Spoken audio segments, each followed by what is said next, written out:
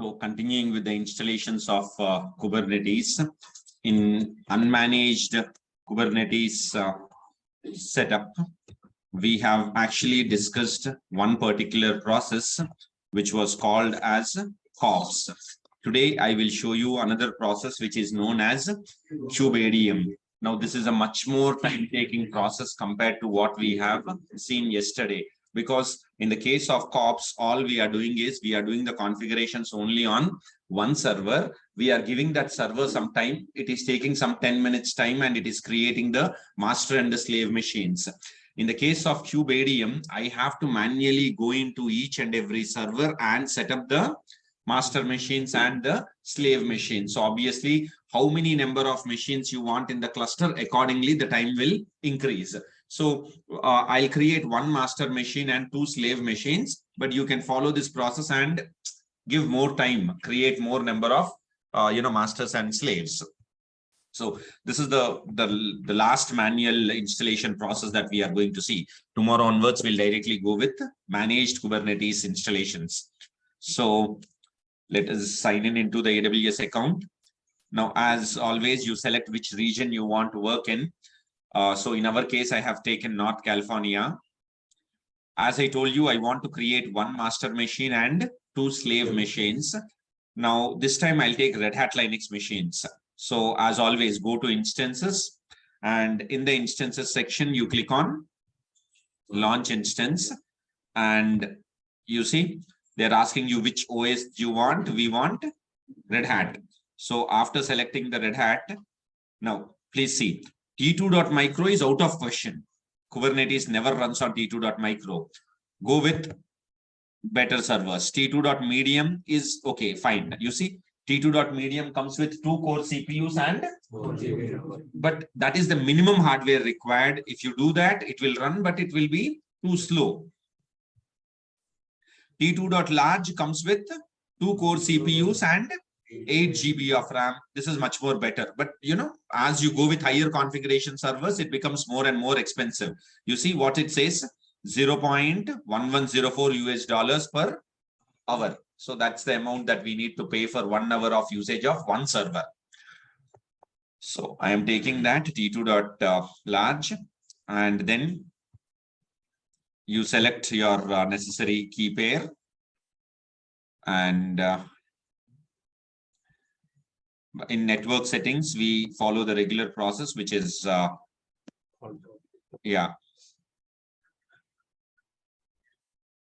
all traffic, and each machine is getting created with 10 GB of storage. That's okay for me. How many servers are we planning to create? Totally, we want to create 3 servers, 1 master machine and 2 slaves. Launch instances. So, and now you can click on view all instances. Do you notice what happened? 3 servers are in the process of coming up. Give these 3 servers some meaningful names for our understanding. The first machine I will call as master, and the remaining 2 machines that we see here, we'll call them as slave 1, and the next machine I will call as slave 2. So basically 3 servers we have created. Now, how do you install Kubernetes? Step by step, there are certain commands to do that. The first activity is on all these 3 machines, we should have Docker installed. So I am connecting to the master machine now.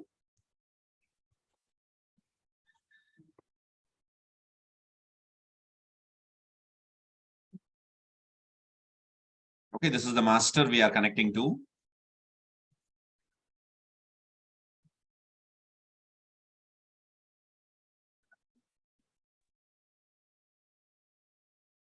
Okay, and once we are connected to the master machine, there are steps for doing that. Again, similar to how we have done kops, here also don't try to by heart the commands, but just try to understand what is the purpose of each of these commands. The first thing that we do is we need to install Docker. Generally, whenever we want to install Docker, what was the process we followed? We came to get.docker.com. This get.docker.com script will work on Ubuntu machines. It will work on CentOS machines, but it will not work on Red Hat Linux machines. Red Hat Linux does not work on this community edition of Docker. So there's a different command for doing that, which I'll show you. See, these are the commands. Kubernetes setup.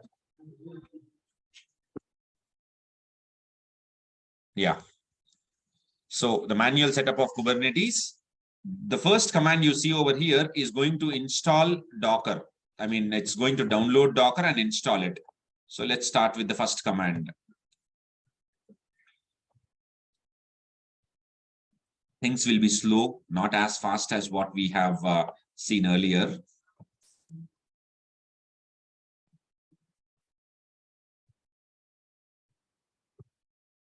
Fine.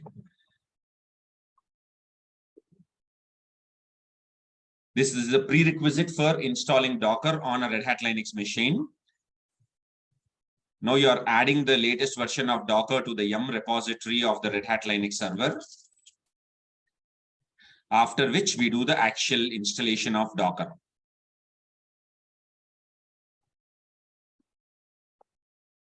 Things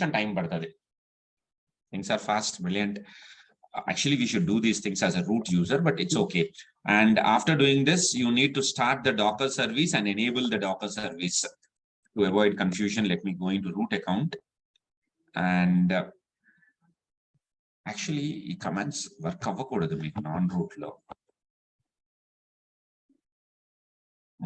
See, it did not even show any error message.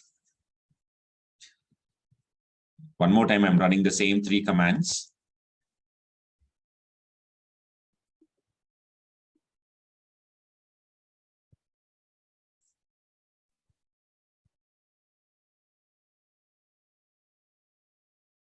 Sir, echo $? Will help us here.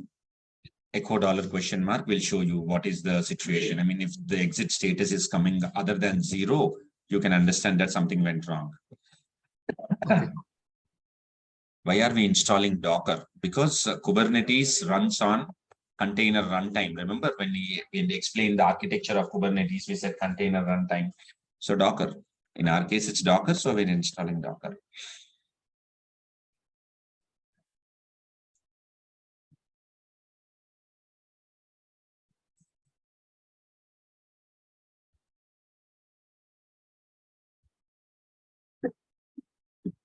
Docker has been installed. If you give the command docker ---- version, things are too slow.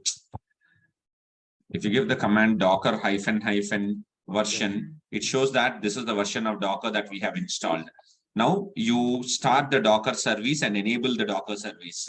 When you start and enable the Docker service, what happens is certain services of the Docker engine will remain available even after you switch off. I mean, restart the server. Okay, done. Now, after this, the next thing that we do is we have to disable something called as SC Linux. What is SC Linux? On Red Hat Linux machines and CentOS machines, there is a particular security feature of Linux, which is called as SC Linux. The purpose of this SC Linux is mainly to prevent you from exposing unwanted ports and downloading unwanted softwares. So this has to be disabled. This command you see on my screen, set_enforce0, will actually disable the SC Linux. So when I give this command, set_enforce0, SC Linux gets disabled. Now, I want to actually, when you give this command, SC Linux is disabled, but when you restart the server, again, SC Linux becomes enabled. To permanently disable it, there is a particular file called as, I mean, this is the file, etc sysconfig SC Linux. If you go to this file, sudo vam, and you specify the file path. Okay, vam is not available, so let us make it as. Do you notice in this file, if you actually observe, you will see that SC Linux is shown as enforcing. You have to open this file and make this SC Linux as disabled. Then SC Linux becomes permanently disabled. Okay. Now what I have done is, rather than you opening the file manually and doing all that, I am giving one single command called as sed command. Sed stands for stream editor. Sed is a Linux command. In our case, what it does is it will search wherever SC Linux equals to enforcing. It will change it as SC Linux equals to disabled from this particular file. So simply copy and paste the command. No need to open and do it manually.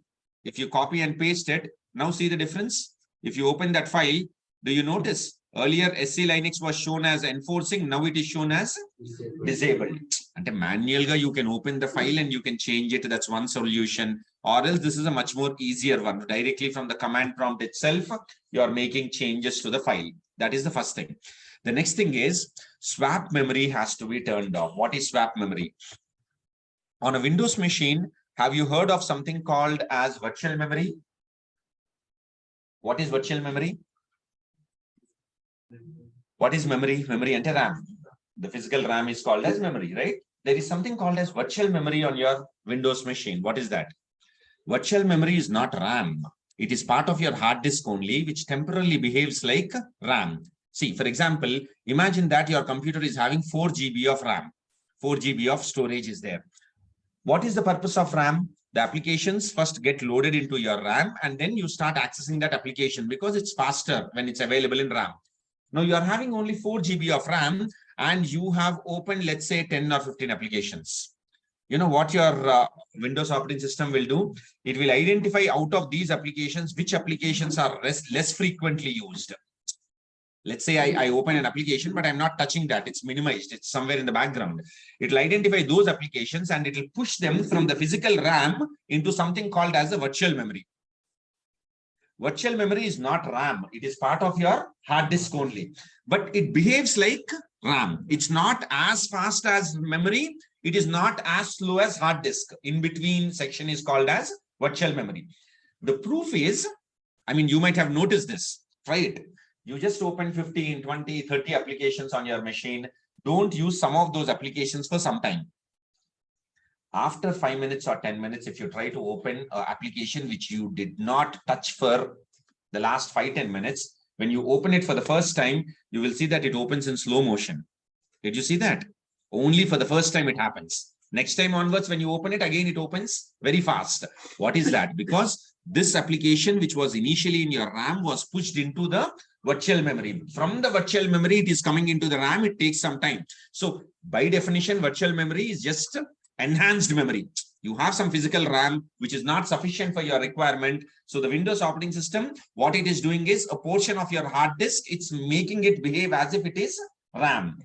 Now, the same concept on a Linux machine is called as swap memory. That swap memory has to be switched off, disabled. And this command is doing that.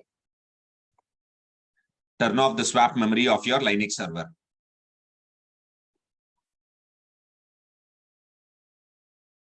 Once the swap memory is turned off, the next thing we do is, for Kubernetes to work, there are certain IP table related settings we have to do. Something like firewalls that have to be set up on this Linux server.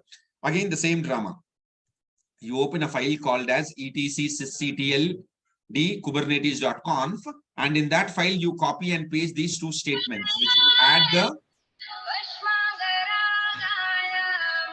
So basically, when you do that, the IP tables would be added. Again, the same thing. I'm just giving in the form of one command, copy and paste it. Automatically, the file gets created and the IP tables will be added. You want to check the list of all the settings which are there. You can fire this command. Our IP table should be listed in that list. Do you notice different IP table settings are there, out of which the last two things are what we have actually entered just now. So it's done. Next. On Ubuntu machines, how you are calling it as APT. Similarly, on a Red Hat Linux machine, they call it as a yum repository. Now, in this yum repository, by default, Kubernetes is not available. You have to add it externally. And this is what we are trying to do.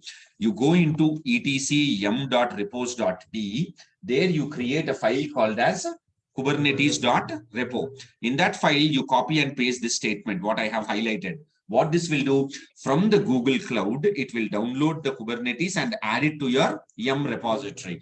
Now, because I see that students make mistakes again and again, I just gave it as one command. Copy this command, the file gets created, and also in the file, the necessary data gets stored. Now, you install kubeadm, kubelet, and kubectl.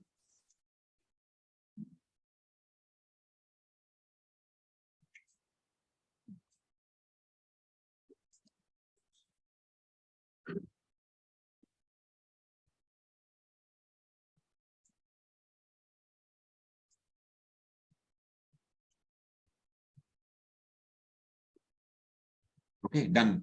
Things are happening very fast. Okay, and after that, you start the kubelet service and enable the kubelet service. Start the kubelet service and enable the kubelet service. These navigations that I have done till now on the master machine, the same navigations we have to repeat on the slaves. How many master machines and how many slaves are there on each and every machine? We have to repeat these steps.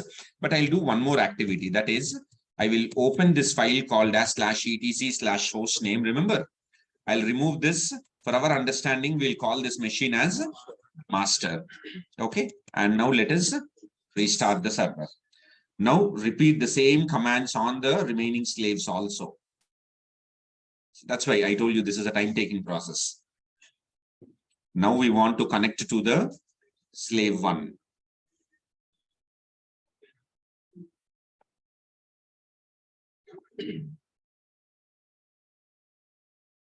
Okay.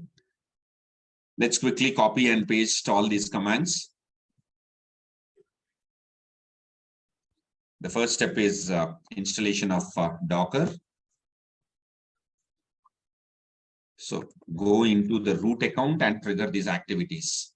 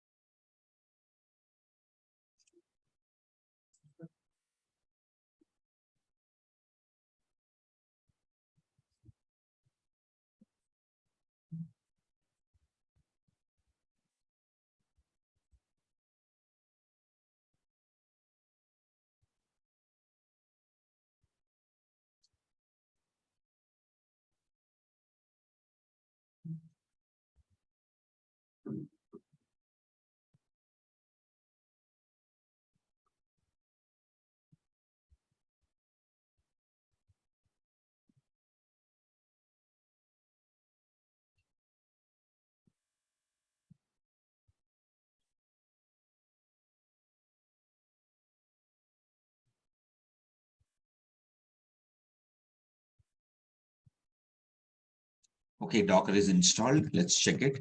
Docker -- version. Then you start the Docker service and also enable the Docker service. And after which, the same thing. We have to disable the SC Linux. So quickly, I'll copy and paste all these commands. SC Linux is disabled. After which, you have to turn off the swap space, the virtual memory of the Linux machine. Okay. And the IP table settings which are necessary for Kubernetes to work, you add them to a file called kubernetes.conf. And after this, you add Kubernetes to the yum repository.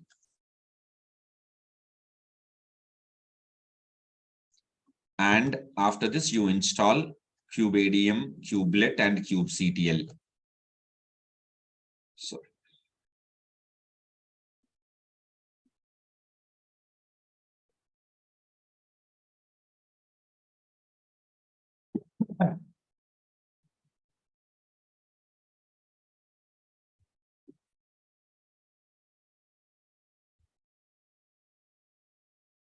okay, so kubelet starting and enabling is over. It's done. So /etc/hostname and like similar to what you will call this as slave 1. Done. So since we are done with this machine, now let's do these activities on the last server, which is server 2, slave 2.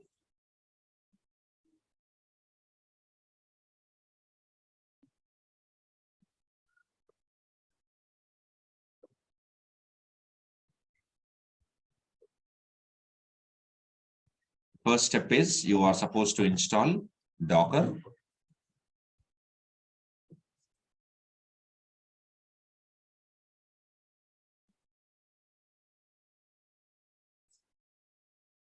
Then start the Docker service and enable the Docker service.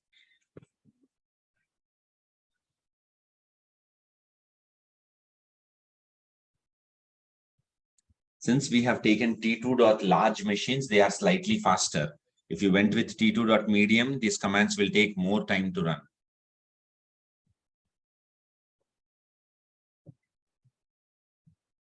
It can be used anywhere. This process can be used on on-premise environment. If you don't have cloud, let's say you have virtual machines. On the virtual machines you want to install, there also this process will work. It will work on the cloud also.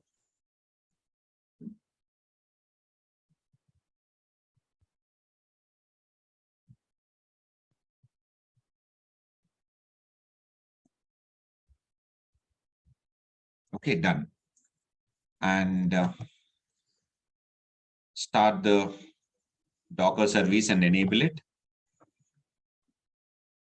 Disable SC Linux.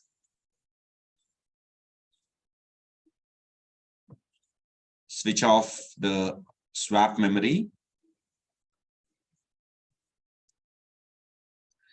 Add the IP table settings for Kubernetes networking to work.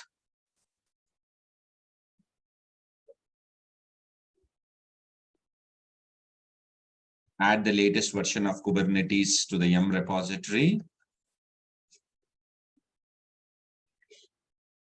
And now install kubeadm, kubelet, and kubectl.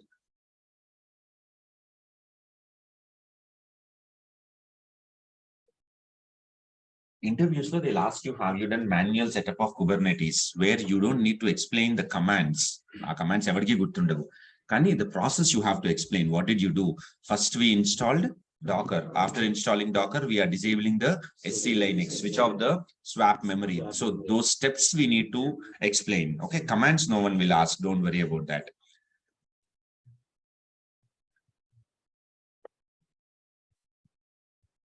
So since we are done with the installation of all the components necessary for Kubernetes, we are starting the kubelet service and enabling the kubelet service.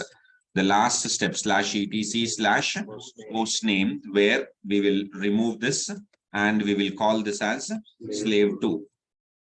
Okay, so we are done, almost done. Init 6. Yeah. Now, since we are done with all these activities, the next thing that I want to do is, these steps are same for all the machines. Till now, whatever we have done are same for both master and slave. Now, there are some activities to be done only on the master. So let us connect to the master now.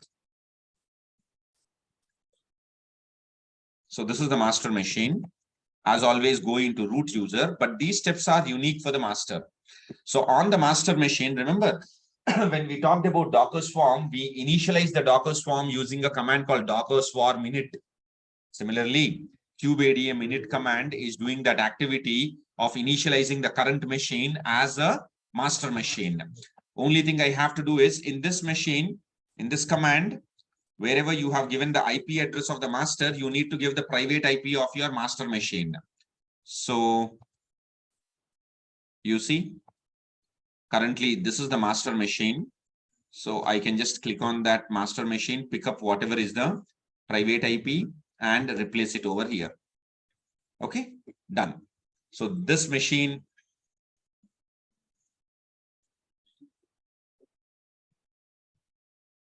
container runtime is not running. How can that be?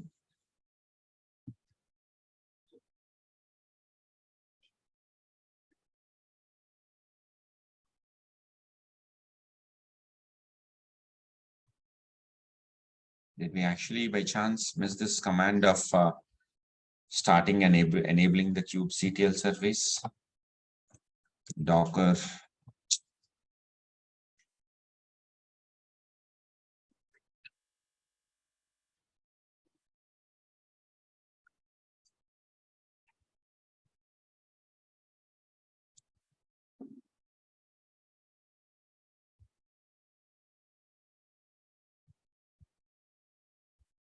Oh, why is it using Kubernetes 1.25? I think we have actually installed the older version of kubeadm with my commands, but it's going for some latest version. Okay. I did a mistake. No, I actually did a mistake. The problem is, I'll tell you what it is. The current version of Kubernetes does not, it has some compatibility problems with Docker. It was my mistake. The softwares that we have actually installed, I did a mistake. I think probably I'll have to do everything from the scratch again.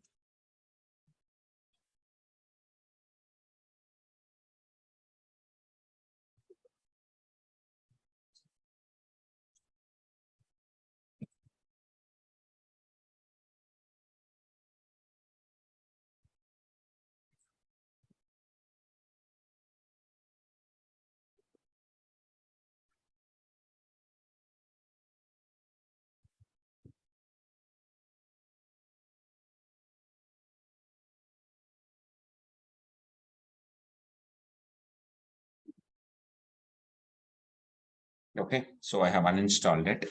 Now, the mistake that I did was when you are running this command, if you don't specify the version, it's going to install the latest version of Kubernetes, which has these compatibility problems.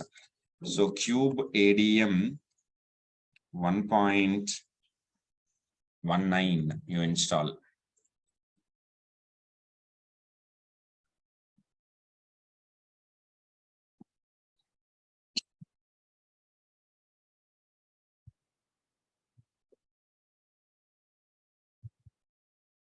A version number ఇవ్వడానికి hyphen ఏదో పెట్టుంటాడు వాడు.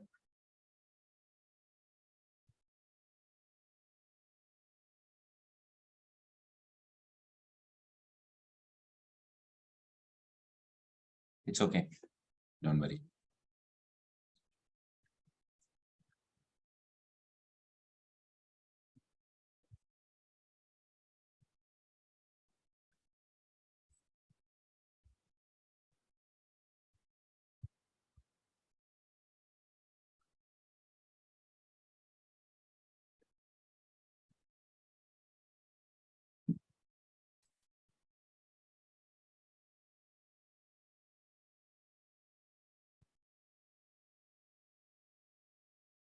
Okay.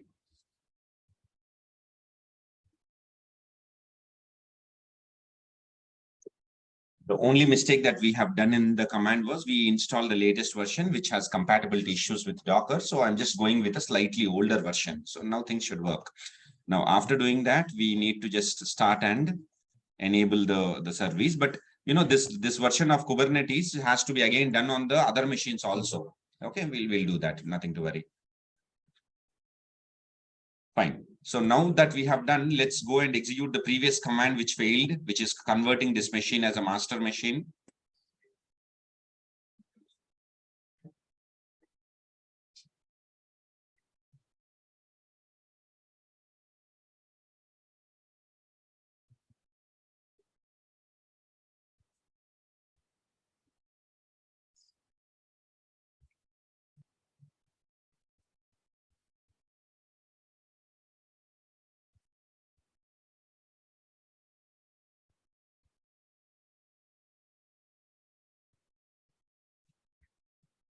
Okay, done.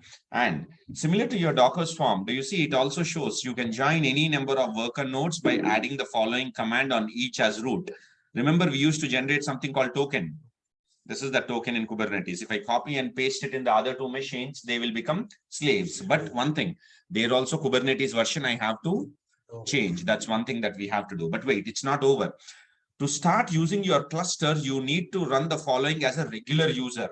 Currently, you're doing all these activities as a root user. They are telling that you go to any ordinary user and create a folder called as .cube. And into the .cube, you have to copy certain files. Admin.conf file has to be copied into the .cube config folder. So just do that.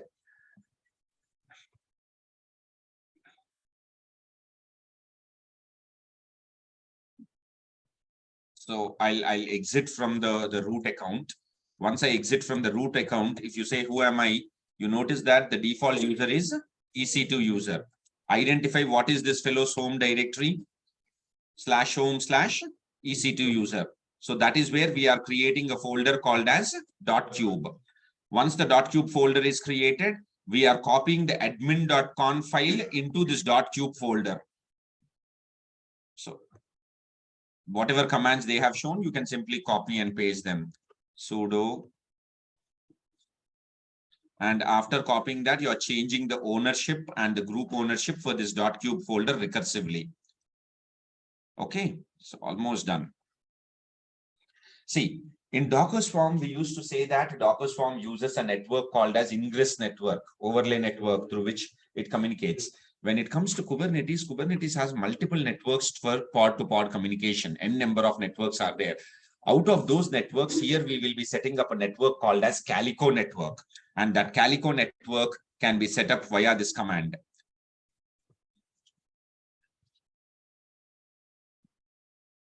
Okay, so it's done. Now, after doing this, we are good to go. We can actually add the slave machines. In order to add the slave machines, earlier we have seen some token, right? That token I have to copy. Where will I get the token? Again, if you want to regenerate the token, this command will regenerate the token for you. So if you run this command, the token is generated. You see, this is the token. If I simply copy and paste it in the other two machines, they will become slaves. But what I'll do is first I'll go to the slaves and install older version of Kubernetes on it. Okay. So let's start with slave 1.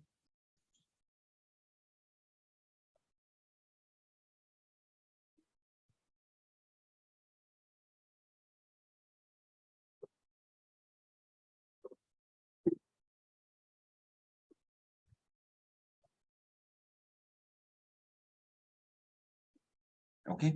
And go into root account and first you uninstall it. Yum remove. What softwares we are removing? Tube, ADM, and Kubelet, and KUBELET.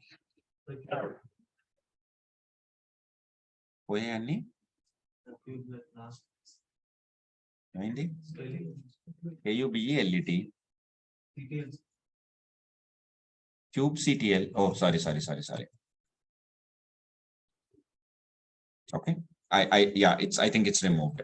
Now, once they are removed, now we want to install a slightly older version that we have seen, which is 1.19.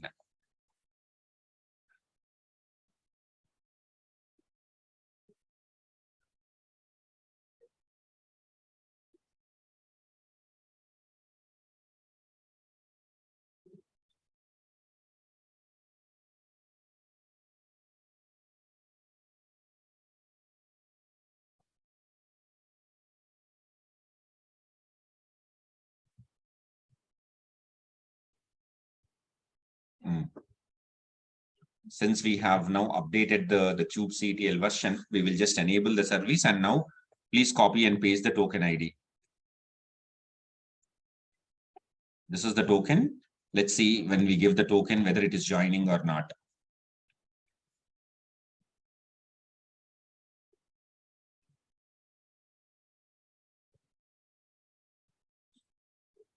Okay. Then do you see it says this node has joined the cluster. So I think we are done with this. I can come out of this slave, repeat the same activities on slave 2 also.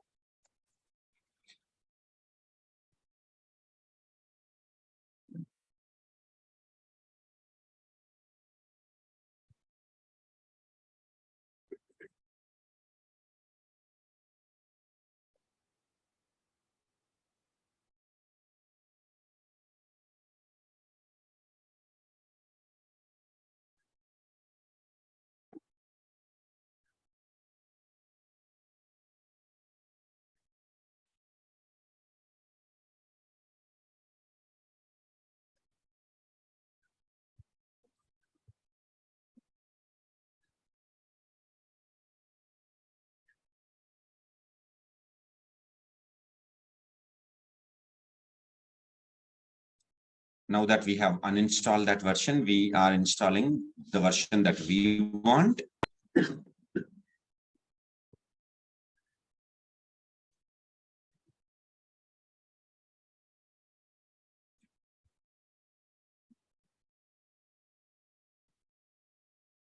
Okay, so we are almost done.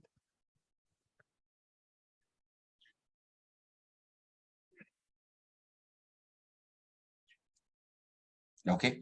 Now, after this, you are supposed to copy and paste the token. So copy the token and paste the token in the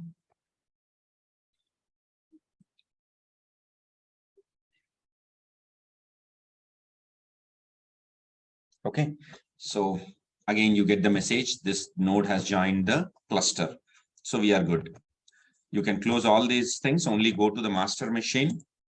And the command that we have seen yesterday, kubectl get nodes, will show you the list of the nodes. Do you notice we have one master machine?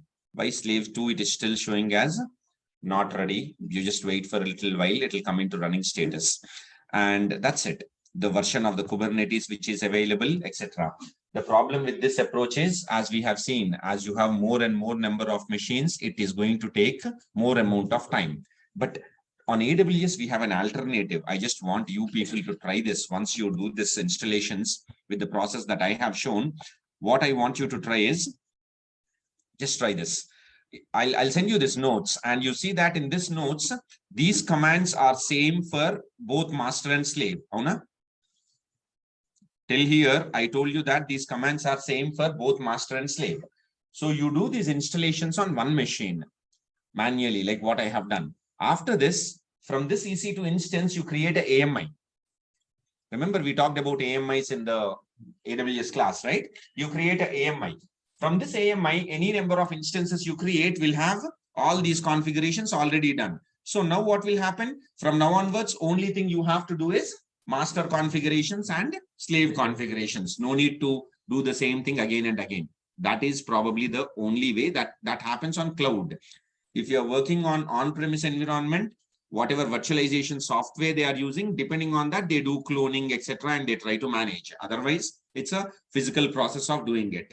Now, these things are actually outdated. The process of installation I'm showing only because sometimes some interviewers, they do focus on these things when you put some experience. Otherwise, it's not necessary.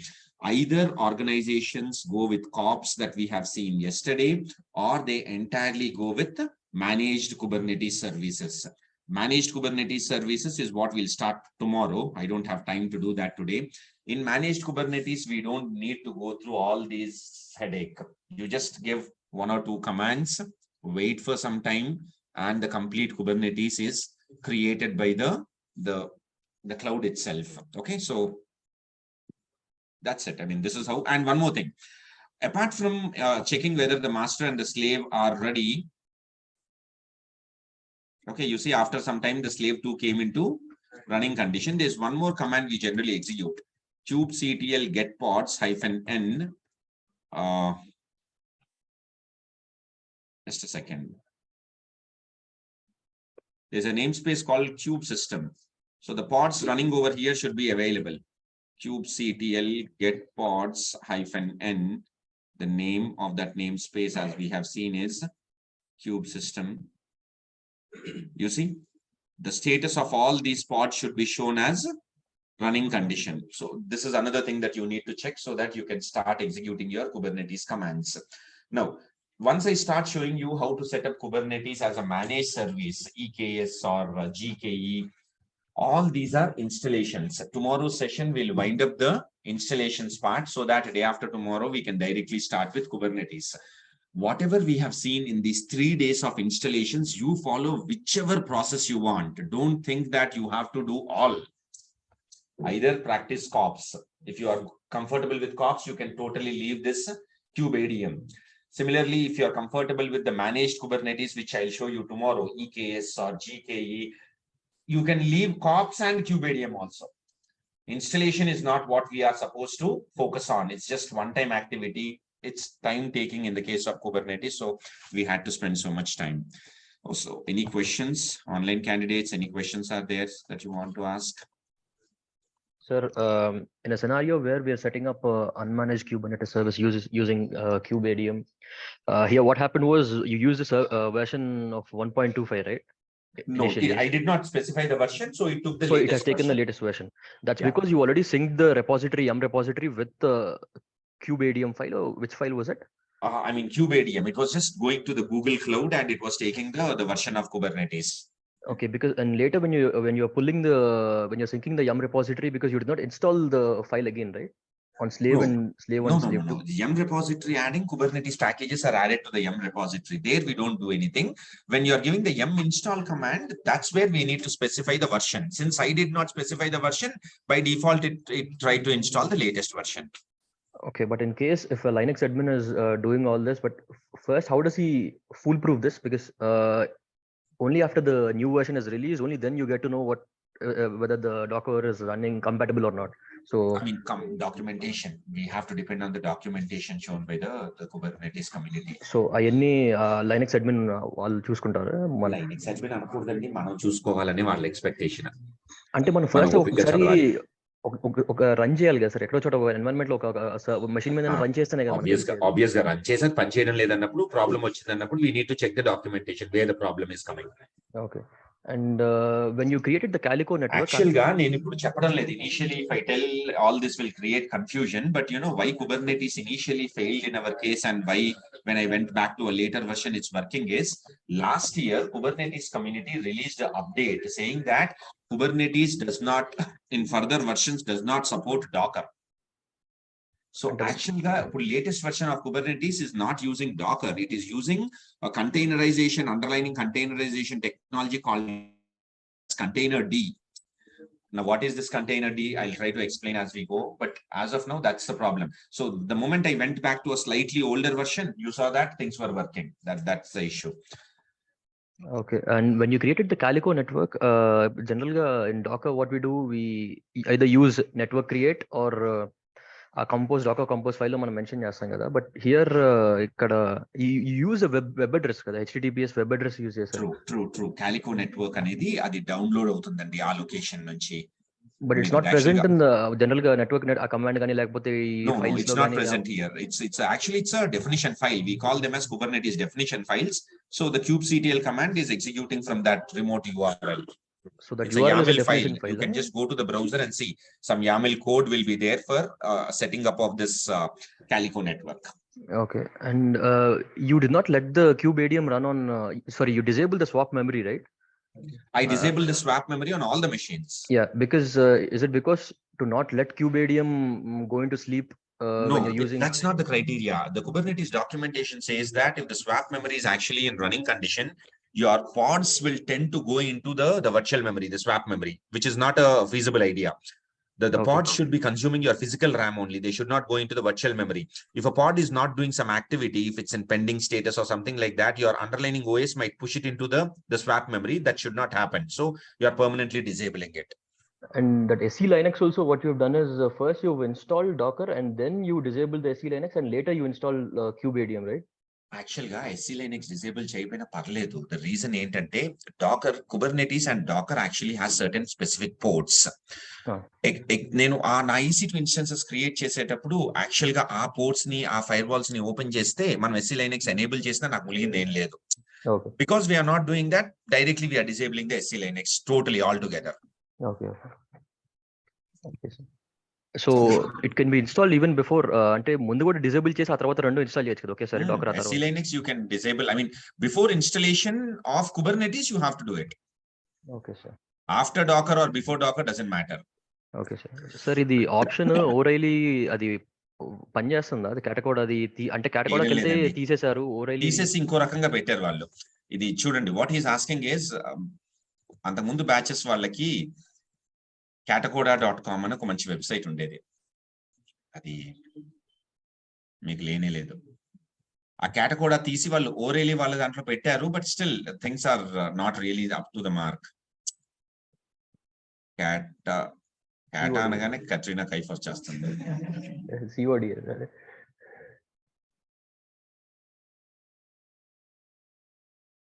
But you people can actually try this. Catacoda was actually a sandbox environment where Kubernetes we could set up without all this headache. Nothing. One master machine and one slave machine only they'll give. But unfortunately, for some reason, maybe so much Amirpet students are putting unnecessary load. We can't handle this much load and they have left it. Then this O'Reilly has actually acquired this Catacoda. But what they are doing is when you actually sign up, I think they are giving you 10 days or so time. for creating one master machine and one slave machine. My 10 days are over. So you try it. You people try it. 10 days or 15 days, something like that they are giving. So you can actually come here and you can click on start a free trial now. Probably they'll ask you all this information. They don't ask you to give your credit card or debit card information initially, nothing like that. But they'll just allow you to set up one master and one slave. With just a click of mouse, the master and slave gets created. But you can't practice all the components of Kubernetes. What I'm teaching here, out of that, probably 60 to 70% you can practice here free of cost. But within 10 days, you have to wind up all that. I recommend always do with GKE. If GKE is not working, AWS EKS, don't worry. On AWS EKS, that fellow is not anyhow going to take money from you. They'll just ask you to pay. You do what you want to do. అంటే Alibaba cloud అని ఒకటి ఉంది sir. Alibaba cloud లో కూడా వాళ్ళు 12 same $300 credit ఇస్తున్నారు. But I don't know, I haven't signed up for it. Okay. I think Azure వాళ్ళు కూడా ఏదో ఇస్తున్నారండి. ఎంతో అమౌంట్ తెలియదు కానీ యాక్చువల్ గా మీకు ఒక లింక్ పెట్టాను సార్. దీనిలో అయితే అన్ని ఆప్షన్స్ ఉన్నాయి. ఏమేమి ఆప్షన్స్ దేనిలో అయితే you can practice Kubernetes for free. But I did not, నేను చూడలేదు అన్ని ఓపెన్ చేసి. బట్ నేను ఒకసారి చూస్తానండి. ఇన్ కేస్ ఇంకేమైనా ఆల్టర్నేటివ్స్ మంచి దొరికితే. Sir one more final question. Play grounds అనే ఏంటి sir? Because when I open this ఈ ఫ్రీ సైట్స్ ఉన్నాయి, ప్లే గ్రౌండ్స్ అని చెప్పి సెటప్ ప్లే గ్రౌండ్స్ అంటే శాండ్ బాక్స్ ఎన్విరాన్మెంట్స్ అండి. మీరు సెటప్ చేయకుండానే వాడు సెటప్ చేసి ఇచ్చేస్తున్నాడు మీకు. అంటే సేమ్ మేనేజ్డ్ Kubernetes సెటప్ లాగా లాగా వాడెవడో తీసుకుంటున్నాడు ఇంకా రెస్పాన్సిబిలిటీ అంతా కూడా. అంటే నోడ్స్ అన్ని మనం స్పెసిఫై చేయడానికి ఉండదా, లేకపోతే కొన్నిట్లో ఉంటాయి. ఇప్పుడు ప్లే విత్ K8s అని ఒక సైట్ ఉండేది, ఇప్పుడు ఉంది. ఆ ప్లే విత్ K8s లో you can specify how many master and how many slaves you want. But అందులో ప్రాబ్లం ఏంటంటే మీరు మాస్టర్ స్లేవ్ పెట్టేసి మీరు ఒక కమాండ్ ఎగ్జిక్యూట్ చేసిన తర్వాత అది ఎగ్జిక్యూట్ అయ్యి అవుట్పుట్ చూపించడానికి ఒక హాఫ్ అన్ అవర్ పడుతుంది. ఓకే. ఈ K3s అంటే ఏంటి sir? I have seen one ఆ వెబ్సైట్ లోనే K3s అని కూడా ఉంది. తెలీదు ఇంకేమైనా వచ్చిందేమో. Okay. So one question for yesterday COPS installation, right? I'm getting this error. Sudhakar, what is that? The error which I pinged you on the chat, right? I tried twice, but I'm still getting the same error. Any idea what is this?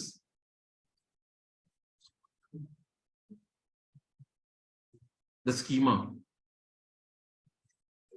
Did you make any changes to what I have given or? No, it's the same. Only that I changed the, what you say, the region and the zone, availability zone. Availability zone, you have changed it. What was the region you have taken? The region is West, US West only I've taken. Which is North California? Yeah. So even I use North California, right? Right. So then it should not be a problem. If you haven't changed the region, it should not be a problem. The code looks good. I think instead of North California, maybe you have given something else. That's the only doubt I'm getting. Okay. You're Some sure regions are not working from the installation, sir. No. North California, is it working for you, Sudhakar? No, it's not working. No. I'm not talking about this command. What I'm saying is in North California, are you able to create 3-4 servers and check whether they are getting created? Yes, that's getting created. That's Maybe this also should work. Just check if you have done the creation of the Route 53 and all those things sitting in the North California region. If that is there, this command you have pinged should work. Okay, I'll give a try again. Yeah. Okay. Sir, actually, I will a Just small confusion is wait there. for one day. You will see that all this stuff will not be there. Managed Kubernetes service does not require any of these things. Everything will be done. Just one click or 2 clicks, things will be done. Probably you have to sit and just wait. All this is outdated information. So because it's in the course content, I had to cover all that. Okay, fine. Anyhow, we'll wind up the session for now. We'll continue tomorrow.